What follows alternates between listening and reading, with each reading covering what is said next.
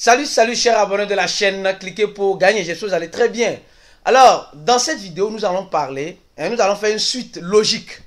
Je dis bien une suite logique de la vidéo que j'ai faite ici, hier. Et aussi parler aussi du danger qui se sent déjà à l'horizon. Il y a un danger grave qui se sent déjà à l'horizon. Et ceux qui sont dans ce groupe Telegram, on fait souvent des catchvoices, ils savent de quoi je parle.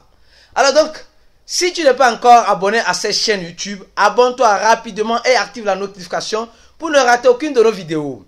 Alors dans cette vidéo, nous allons parler du projet, de ce qui s'est passé hier avec le projet Saitama. Hier, quand on rentrait ici, le projet Saitama, on voyait un message comme quoi il y avait un partenaire de Saitama qui a fait une fraude, et après il y a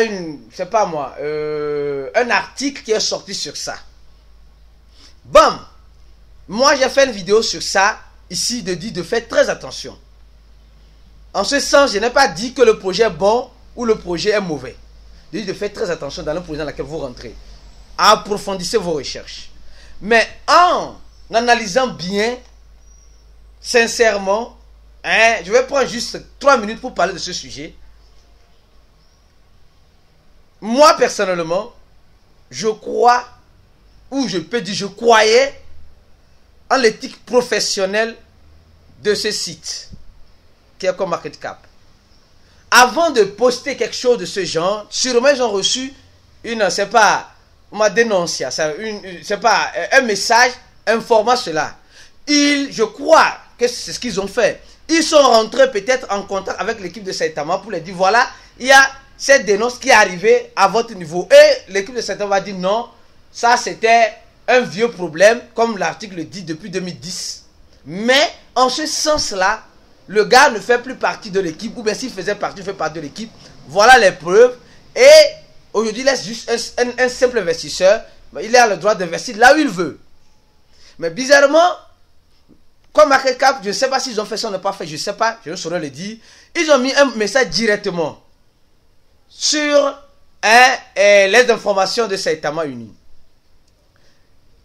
Ça semble, je dis bien, sans toutefois confirmer, ça semble être du sabotage. Et si nous voyons cela, nous rentrons en profondeur, ça devient inquiétant pour nous. C'est le but même de cette vidéo. Ce qui s'est passé hier, en tout cas, ceux qui sont dans ce groupe, ils ont l'habitude d'écouter souvent cela.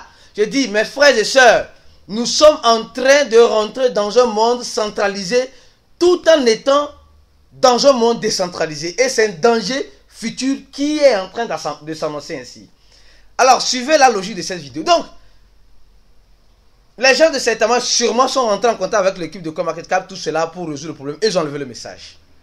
Mais jusque-là, bon, c'est bon, le problème était résolu. Mais, demain, les gens de CoinMarketCap peuvent revenir, ça peut arriver, hein, je ne sais pas. Je peux revenir demain pour dire, le projet Ada Cardano, il y avait X personnes qui étaient condamnées quand il avait 2 ans. Or, aujourd'hui, il a 20 ans. Comme il avait 2 ans, et ils vont mettre l'information ici. Ça n'a plus de sens. Il n'y a plus le professionnalisme. Quand moi j'ai connu cette plateforme comme MarketCap, il y avait vraiment un sérieux, un professionnalisme. Aujourd'hui, on sent qu'il n'y a plus ça. Voilà le problème en tout cas, ça c'est mon point de vue. J'ai fait une vidéo, donc je me dois dans l'obligation de revenir, vous expliquer clairement comment les choses se sont passées. Mais comme je dis, je continue de dire, faites attention dans tous les projets cryptographiques que vous investissez. S'il vous plaît. Analysez bien de fond en comble. Parce que aujourd'hui, dans le monde de la crypto-monnaie, on sort de la logique cryptographique. Les gens rentrent dans la crypto-monnaie pour la pure spéculation. Aujourd'hui, la spéculation fait partie du monde des crypto-monnaies. Je ne dis pas qu'elle ne fait pas partie, elle fait partie. Mais aujourd'hui, même nos grands-parents au village achètent tout. Parce qu'on les a dit, tout peut monter.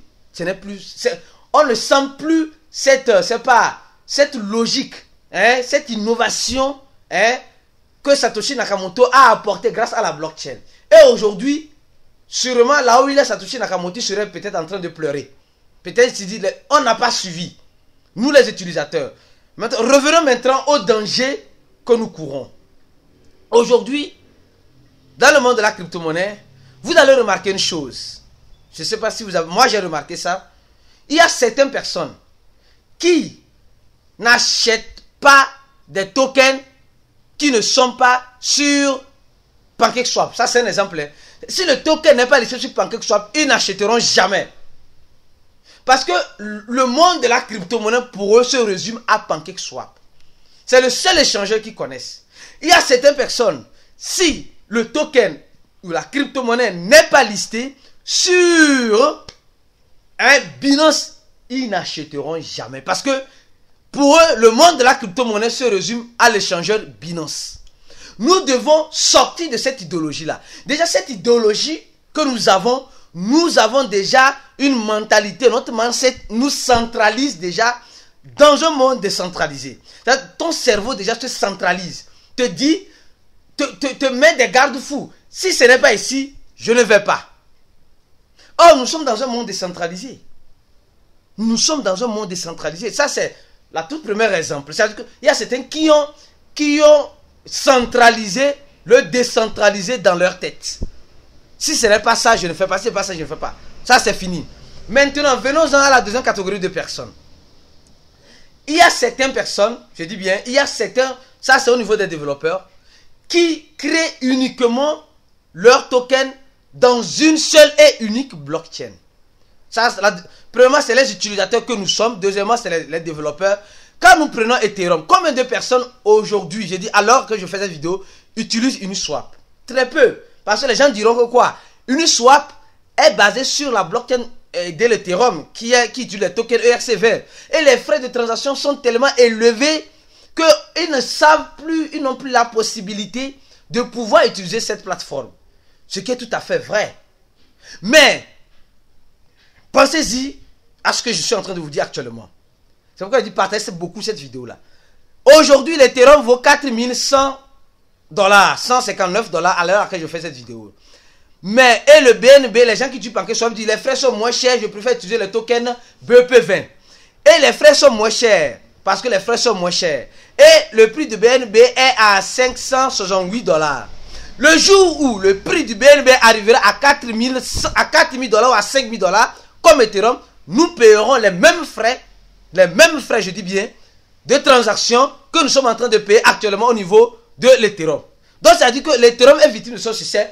Le BNB aussi pourra être victime de son succès dans les années à venir. Si elle arrive au même prix que Ethereum, parce que la quantité des frais ne change pas. Quand le prix change, alors la quantité reste toujours la même, mais c'est sa valeur qui change. Et là, nous allons payer cher, 45 $ pour faire des transactions dans la blockchain de Binance, le BEP20, ceux qui utilisent PancakeSwap, pensant qu'aujourd'hui ils sont à l'abri. Donc, qu'est-ce que moi je conseille à ces développeurs? Aujourd'hui, il y a la blockchain de Solana qui a une escalabilité bien. Et les frais sont moins chers. Il y a la blockchain Ada Cardano. Comme il a fait une vidéo récente ici. C'est quoi un smart coin? Regardez cette vidéo pour mieux comprendre. Donc, il y a d'autres blockchains qui viennent avec des innovations un peu plus intéressantes. Alors, c'est mieux que ces développeurs-là puissent aussi, en ce sens-là, créer leurs tokens dans d'autres blockchains. Parce que ceux qui utilisent, je donne l'exemple, la blockchain d'Ethereum, s'il arrivait que il y a un bug grave dans la blockchain d'Ethereum ou dans la blockchain BEP20, alors tous ces DEX-là auront un impact aussi. Donc, c'est pourquoi il ne faut pas mettre tous ces œufs dans un seul panier. Les développeurs, pensez-y à créer des brins, des coins dans d'autres blockchains aussi. Vos tokens dans d'autres blockchains, comme l'a fait USDT, le stablecoin. Elle a son token dans plusieurs blockchains, ERC20, BEP20, et Solana, etc. Donc ça, c'est très intéressant. Et troisième point, ça c'est le premier point, c'est nous les utilisateurs qui nous fermons sur uniquement certaines plateformes. Deuxième point, c'est les développeurs qui doivent, c'est pas moi, ne pas trop se concentrer sur une seule et unique blockchain, mais aller sur d'autres blockchains pour prouver vraiment la décentralisation. Et là, maintenant, le troisième point, nous sommes aujourd'hui en train de donner la main, nous sommes en train de donner le pouvoir à certaines sociétés dans le domaine de la crypto-monnaie de s'acquérir tout le marché. Aujourd'hui, vous allez voir, il y a certaines sociétés qui ont acheté X produits, Y produits, X produits, Y produits. Et toutes ces sociétés qui achètent ces produits-là centralisent le pouvoir sur eux. Je ne veux pas rentrer en détail. Toutes ces sociétés cryptographiques qui ont de l'argent sont en train d'acheter tout ce qui était libéral. Aujourd'hui, tout cela se concentre sur quelques sociétés simplement. Donc, je ne vais pas citer les noms ici. Donc, ces sociétés sont en train d'acheter tout. Et c'est un danger grave. Demain, vous pouvez voir que, non, bon, la société décide, elle est contre cette crypto-monnaie, elle décide de faire ce qu'elle veut. Elle décide de donner des fake news. Elle décide de dire ce qu'elle veut dire. Et après, qu'est-ce qu'on pourra faire? On ne pourra rien faire. Ou bien cette société-là se décide de déslister ces crypto-monnaies-là, comme cela arrive au quotidien. Donc, nous sommes en face d'un danger. Un danger grave. Alors, si tu as compris la vidéo, commente la vidéo, donne un j'aime à la vidéo, partage-la avec tes amis. À la prochaine vidéo. Ciao.